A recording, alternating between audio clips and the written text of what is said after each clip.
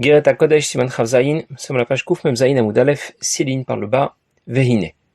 L'Admour Zaken explique dans ce siman que lorsqu'un tzaddik quitte ce monde, après sa istalkut, il continue à aider et à inspirer ses élèves plus que de son vivant. Quand le tzaddik était vivant physiquement dans ce monde, Nefesh Ruach et Neshama se trouvent à l'intérieur de son corps. Quand il quitte ce monde, Nefesh reste à côté du corps. Ruach s'installe dans le Gan Eden à Tarton, le Gan Eden inférieur du monde de Yitzira. Et Neshama s'installe dans le Gan Eden à Elion, le Gan Eden supérieur du monde de Bria. Avant sa istalkut, son Ruach qui s'oriente vers l'extérieur, vers les autres, pour transmettre à ses élèves ses valeurs, sa émouna, son amour et sa crainte de Dieu, son Ruach était confiné à l'intérieur de son corps. Et la transmission de ses sentiments pour Dieu à ses élèves se faisait à travers le filtre de son corps, de sa parole, de ses pensées. Ses élèves peuvent écouter ses enseignements, être sensibles à ses pensées en le regardant. Mais l'ensemble de ces messages qu'il donnait était filtré, leur intensité était atténuée, leur qualité était diminuée. Après la istalkut, Ruach intègre le Gan Eden et le filtre disparaît. En plus, Ruach ne communique pas seulement à ses élèves toute l'inspiration dont ils ont besoin depuis le Gan Eden à Tarton, le Gan Eden inférieur du monde de Yitzira, qui se trouve en parallèle à leur proximité directe. Ruach s'élève pour rejoindre Neshama dans le Gan Eden à Elion, le Gan Eden supérieur. Et dans ce cas, l'intensité et la qualité de la émouna, de l'amour et de la crainte de Dieu qu'il communique vont être encore plus forts. Pour en profiter, il y avait tout de même une condition. Il faut avoir développé convenablement son attachement au Rabbi, itkashrut ba'avaraba, avec tout l'amour, la volonté, tout l'intérêt que l'on aura, être proche du Rabbi, à participer à ses projets. Jusqu'ici, il ne s'est rien passé de complètement nouveau. C'est le même Ruach du tzaddik, et sans filtre. C'est le même Ruach du tzaddik qui a rejoint Neshama, et qui va maintenant apporter de l'aide et de l'inspiration à ses élèves. Pas de chidouche extraordinaire pour l'instant. L'Admour Zaken ajoute maintenant, Ruach va aussi rejoindre Malchut de Hatzilut. Ça veut dire le divin lui-même. Et ce qui se produit alors ne s'est jamais produit du vivant du tzaddik. De son vivant, il n'a jamais pu communiquer une foi en Dieu, un amour et une crainte de Dieu qui serait du rang de Malchut de Hatzilut, du rang du divin lui-même. Et on comprend encore mieux ce que déclare le Zohar. Parce qu'il dit qu'un tzaddik qui quitte ce monde, il sera présent plus que de son vivant. Pas seulement sur le plan matériel, par la pratique des mitzvot de ses élèves qui s'inscrivent dans le prolongement de l'inspiration qu'il leur a donnée, mais aussi sur le plan spirituel. Il leur apporte une inspiration qu'il n'a jamais communiquée à ses élèves de son vivant. Alors dans les mots, Veine, Yesh od b'chinat ha'ara letalmidav, il y a encore une autre amshacha, une autre lumière qu'il apporte à ses élèves, qui ne vient simplement pas intégrer leur conscience, comme les premières, mais qui va les éclairer d'en haut. Lorsque sa neshama rejoint sa source, le champ de pommes saintes, je vais y revenir tout de suite, et là-bas, elle fusionne avec le divin. Avec tout ce que le tzaddik a pu faire, tout ce qu'il a pu étudier et toutes les tfilotes qu'il a pu dire dans ce monde. Alors ont été plantés dans ce champ de pommes saintes des lumières très hautes, par rapport à ce qu'il a pu faire dans ce monde, par rapport à la Torah et mitzvot qu'il a pu faire dans ce monde. Et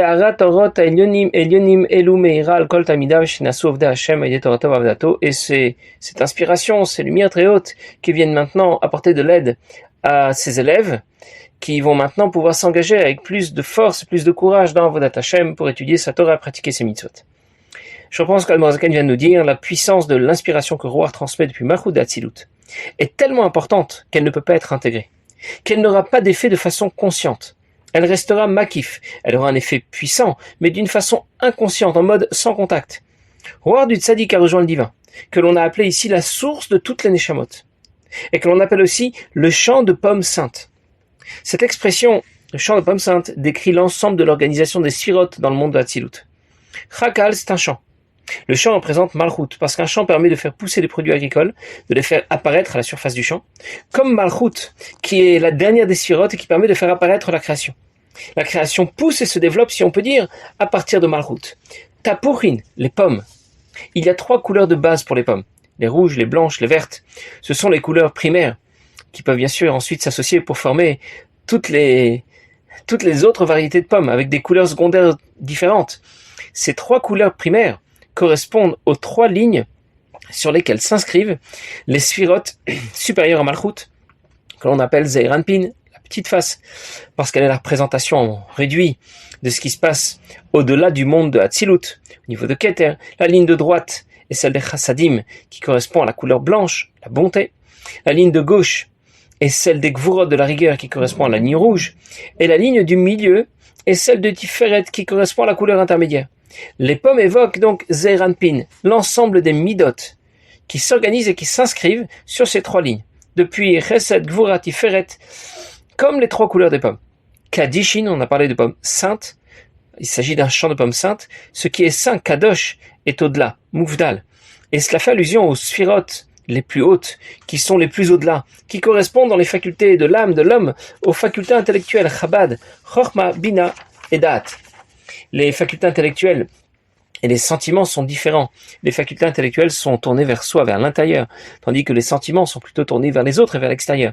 Alors quand on évoque le chant de pommes saintes, Chakata Puchin Kadishin, on fait tout simplement allusion à l'ensemble du système qui organise les sphirotes dans le monde de Hatzilut, depuis Malchut, le chant, en passant par les Midot, Zeir Anpin, les pommes, pour arriver enfin au Mochin, Chabad, à l'intellect que l'on a appelé ici Kadishin, sainte. Le roi du Tzadik s'élève jusqu'au champ de pommes saintes. Ça veut dire qu'il rejoint le divin du monde de Hatzilut. Il rejoint un niveau du divin qu'il n'avait jamais atteint de son vivant. En même temps, Ruach n'a jamais perdu le contact avec Ruach qui subsiste dans le Gan Eden Atarton, dans le Gan Eden inférieur du monde de Yitzira, et qui communique à ses élèves cette inspiration complètement décalée durant du monde de Hatzilut, durant d'un monde divin. Hatzilut n'est pas un monde de Neshamot ou de Malachim. C'est un monde complètement divin. C'est celui qui est le plus proche de l'essence de Dieu. Quand Ruach et Neshama rejoignent le monde de Hatzilut, elles fusionnent avec le divin qui s'y révèle. On a parlé de Vnaaseh Sham Yichud. Et elles s'y rendent avec l'ensemble des mitzvot que le tzaddik a accompli, l'ensemble de la Torah qu'il a étudiée, et l'ensemble des tfilot qu'il a priées. Malchut est comparé à un champ. Pour obtenir une récolte, il faut planter des graines. La Torah, les mitzvot et les tfilot du tzaddik vont être les graines qui vont être plantées dans ce champ de pommes saintes. En retour, on obtient une récolte extraordinaire. Après la Histalkut, Torah et mitzvot du tzaddik auront donc un impact énorme en retour. Et c'est ce qui apportera une aide majeure, une inspiration énorme à ses élèves. Une aide et une inspiration si puissantes qu'il sera impossible de l'intégrer. On ne peut pas être conscient de ce qu'elles vont nous apporter. On ne pourra pas y être sensible, clairement. Elles nous éclairent d'en haut, en mode sans contact, prinat makif. Cette aide et cette inspiration est si puissante qu'elle doit absolument rester imperceptible. Parfois, on réalise que cette inspiration est bien présente. Quand on pense, par exemple, faire tchouva, quelqu'un a un déclic, alors qu'il ne s'y est absolument pas préparé, sans avoir fait d'effort pour y arriver. On est alors boosté par cette aide qui nous vient d'en haut. Et si on est suffisamment attentif, alors on se rend bien compte qu'elle est bien présente et bien puissante. Dans les mots, vers Razu Shalem il Mala. Et cette inspiration, cette lumière qui les éclaire d'en haut, Machneset Bilibam Yerure Tchouva ou Maasim Tovim, va leur apporter l'idée de faire tchouva, le déclic et l'engagement à pratiquer davantage les mitzvot. C'est ici le vrai chidouche, l'élément nouveau que développe l'Admour Hazaken dans cette deuxième partie du Siman Chav Zayin. Dans la première partie du Siman Chav Zayin, l'Admour Hazaken expliquait que Ruach continue d'inspirer les élèves du tzaddik, sans le filtre du corps, et après avoir rejoint Neshama. C'est énorme, mais rien de totalement nouveau. De son vivant, Ruach apportait aussi de l'aide à ses élèves, à travers le filtre du corps, c'est vrai, et avec moins de puissance, pas avec la puissance de Neshama, avec la puissance de Ruach seulement. Et cela continue simplement après la Histalkut, avec plus de puissance et sans filtre. Dans la deuxième partie de notre siman, Biur al-Anal, l'Admour Hazaken ajoute une précision extraordinaire. Après la Histalkut d'un tzaddik, le tzaddik apporte à ses élèves une inspiration d'un ordre complètement différent, durant du monde de Hatzilut, une inspiration nouvelle qui ne leur avait jamais été donnée de son vivant. Chol ha-maasim tovim. Et toutes les bonnes actions noldim ba'arazu, shemiirot morot azruim b'sada anal, qui seront la réponse à cette inspiration que le tzaddik apporte et qui provient de Malchut de Hatzilut. Nikra giduli gdulin, on appelle cela ce qui pousse après ce qui a poussé, je vais y revenir tout de suite. Ve'arazu b'be'elem ve'ester gadol, et cette inspiration est excessivement cachée, comme au Shemesh Hameir, la Kochavim mitachat la'aretz, comme le soleil qui éclaire les étoiles, et les étoiles qui ensuite apportent de la lumière à la terre. Kedita b'tikunim al Moshe Rabbeinu alav shalom, comme c'est écrit au sujet de Moshe Rabbeinu, après sa istalkut, après qu'il ait quitté ce monde, eh bien sa lumière vient éclairer 600 000 neshamot, et 600 000 troncs communs de neshamot, comme comme le soleil qui éclaire les étoiles et qui vont ensuite à leur tour éclairer la terre. Bien sûr ici, les considérations astronomiques ne sont pas celles que nous connaissons, ce sont celles de la Torah. Le soleil éclaire les étoiles et les étoiles nous éclairent en retour. L'Admour HaZaken vient de nous dire que toutes les bonnes décisions que nous prendrons, grâce à cette inspiration supérieure que le tzaddik nous apporte après, c'est Istalkut, qui provient de Malchut de Hatzilut, c'est-à-dire de Ruach qui s'est élevé non pas seulement au niveau du monde de Bria, qui a rejoint Neshama, mais juste du niveau du monde de Hatzilut, sont appelés Gidul et Gidulin, ceux qui poussent après ce qui a poussé. Ruach a rejoint Malchut de Hatzilut, c'est le semis. Il va alors apparaître une nouvelle Amshacha, une nouvelle inspiration, une inspiration profonde et puissante en direction de ses élèves. C'est ce qui pousse, ce qu'on appelle ici Gidulin. Et cette inspiration va leur apporter à ses élèves la motivation à étudier la Torah et pratiquer les mitzvot. C'est ce qui pousse après ce qui a poussé et que l'on a appelé Gidul et Gidulin. Cette inspiration est comparée à la lumière du soleil qui éclaire la terre à travers les étoiles. La lumière du soleil se cache derrière ces étoiles, comme cette inspiration qui se cache et qui ne se révèle pas consciemment. Ce Siman Chav Zayin est la lettre de consolation que l'Admour HaZaken adresse aux élèves de Rabbi Menachem Mendel Vitebsk après ses Istalkut. Et il leur explique que le tzaddik continue à les aider et de les inspirer plus que de son vivant. Dans le Siman Chafret, l'Admour HaZaken adresse une lettre de consolation, mais cette fois à un autre Rabbi, Rabbi Levi Yitzhak Miberditchov, après le décès de son fils, Rabbi Meir. L'Admour HaZaken et Rabbi Yitzhak Miberditchov étaient des Mechutanim, ils étaient en famille. Si je ne me trompe pas, là, c'est la petite fille de l'Admour HaZaken qui s'est mariée avec le petit-fils de Rabbi Levi Yitzhak. Et dans ce Siman Chafret, l'Admour HaZaken va aborder le même sujet, mais avec une approche un peu différente. Ce sera aussi très intéressant. Alors, puisqu'on a parlé de la présence du Rabbi plus que de son vivant, tzaddik en général, du Rabbi en particulier, pour ce qui nous concerne, plus que de son vivant, on peut rappeler ce que le Rabbi précédent a dit après la disparition de son père, le Rabbi Rachab. Il a dit que le Rabbi, comme un berger qui n'abandonne jamais son troupeau, continue à servir, à diriger les chassidim après sa disparition, comme il le faisait quand il était présent dans ce monde. Il y a une histoire qui raconte qu'une dame en Eretz Israël, qui s'appelait Michel, qui était la mère de 6 enfants et qui n'avait vraiment pas une pratique religieuse très stricte, elle était plutôt loin même de pratique de Torah et Mitzvot. Son mari était un homme d'affaires riche, réputé, et il vivait avec beaucoup de largesse. Et il est arrivé un jour, sans qu'elle sache pourquoi, sans qu'elle sache d'où ça pouvait provenir, qu'elle ait eu envie de se rapprocher un peu plus de la pratique des mitzvot, l'étude de la Torah. Alors elle a voulu cacheriser la cuisine, elle a voulu allumer les bougies de Shabbat, et comme ça s'engager à faire quelques mitzvot, et elle-même ne savait pas du tout comment, elle ne savait pas du tout expliquer pourquoi elle avait pris ces différentes décisions. Son mari a accepté que sa femme change son mode de vie, si ça lui faisait plaisir, à condition qu'on ne vienne pas le déranger avec cela et qu'on ne lui impose rien. Et elle a pu donc progresser et pratiquer davantage Torah et Mitzvot. Son frère, qui s'appelait Daniel, était un chassid Chabad. Lui aussi avait fait tchouva, mais plutôt grâce à l'aide des shluchim du Rabbi qu'il avait encouragé, qu'il avait guidé dans le chemin de la tchouva qu'il avait pris. Et du coup, eh bien, il lui rendait visite et il lui parlait de la grandeur du Rabbi, de la sainteté du Rabbi. C'était bien après Gimel Tammuz, bien après les Istalkut du Rabbi. Et son neveu, qui s'appelait Roy, entendait parler son oncle Daniel de la grandeur du Rabbi, et du coup il a demandé à sa mère s'il pouvait s'inscrire à l'école Chabad l'année prochaine, parce qu'il voulait être un élève dans les institutions du Rabbi. Sa mère n'y voyait pas spécialement d'inconvénient, même si ça ne lui plaisait pas spécialement, mais comme son fils insistait énormément pour changer d'école, alors elle a décidé qu'elle ferait les démarches à la mairie. Et lorsqu'elle était à la mairie, eh bien, elle a essuyé un refus, une histoire de subvention et d'école qui se trouve à l'extérieur de la ville, sans avoir trop compris. En tout cas, la demande avait été refusée. Et du coup, elle a annoncé à son fils, qui était vraiment très déçu. Son petit garçon de 10 ans était vraiment très déçu.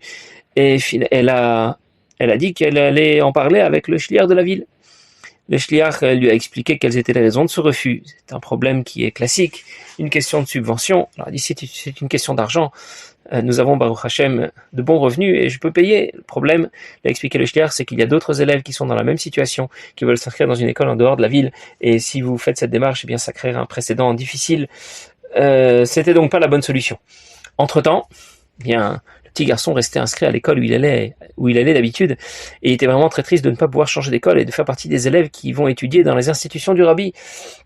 Alors, un jour, sa mère se trouvait dans la chambre de son petit garçon. Il était accroché à une grande photo du rabbi que son oncle Daniel lui avait offert. Et alors elle s'est adressée au rabbi, c'était bien après la Istalkut. Elle l'a regardé dans les yeux et elle lui a dit « Rabbi, est-ce que vous pouvez intervenir et faire en sorte que mon petit garçon puisse intégrer l'une de vos écoles, il y tient tellement ». Le lendemain, elle se rend à la mairie, une énième fois, pour demander à l'employé municipal s'il serait tout de même possible d'obtenir une dérogation et d'inscrire son fils dans l'école Chabad qui est en dehors de la ville. Et là, contre toute attente, l'employé lui a dit « J'ai une bonne nouvelle à vous annoncer. Votre demande a été acceptée et votre fils peut être inscrit dans cette école. » Et bien sûr, tout le monde était très content de la tournure des événements. Le petit garçon était aux anges, il a pu intégrer l'école qu'il voulait, faire partie des élèves qui étudient dans l'institution du rabbi. Un peu plus tard, son frère Daniel a annoncé à sa sœur Michel qu'il allait partir à New York. Et il lui a proposé de venir avec elle, de voir un peu le 770, là où le rabbi a prié, le bureau du rabbi, la maison du rabbi. Il pourrait comme ça la guider, lui faire découvrir la personnalité du rabbi, aller au elle. Et elle était enchantée par ce projet. Alors, elle en a parlé avec son mari qui lui a dit « C'est hors de question, tu vas pas aller dans un pays pareil, l'Amérique, pas du tout ». Et elle était du coup très déçue. En général, son mari était plutôt cool, elle lui laissait faire tout ce qu'elle voulait, mais là, il avait l'air d'être plutôt intransigeant. Du coup, elle s'est rendue de nouveau dans la chambre de son fils, là où se trouvait le grand cadre du rabbi. Et de nouveau, elle s'est adressée à lui et elle a demandé au rabbi « Rabbi, j'aimerais tellement voyager en Amérique, me rendre au 770, si vous pouviez m'aider et faire quelque chose pour moi. » Quelque temps après, le lendemain, son mari dit à sa femme Michel, tu sais, je pense que finalement, je peux te laisser partir en Amérique, si ça te fait plaisir. Tu travailles beaucoup à la maison pour t'occuper de nos enfants. Je ne peux pas te priver de cela. Je te donne mon autorisation pour faire ce voyage. Et du coup, elle a appelé Daniel. Et elle lui a demandé, Daniel son frère, elle lui a demandé de prendre 2 billets pour partir à New York. Elle s'est rendue au consulat américain pour obtenir un visa d'entrée aux États-Unis. Et quand l'employé lui a demandé pour quelle raison elle se rendait aux États-Unis, bien, elle a dit simplement « Je vais chez le rabbi, je vais voir le rabbi ». Alors l'employé l'a regardé et lui a dit « Mais vous n'êtes pas au courant?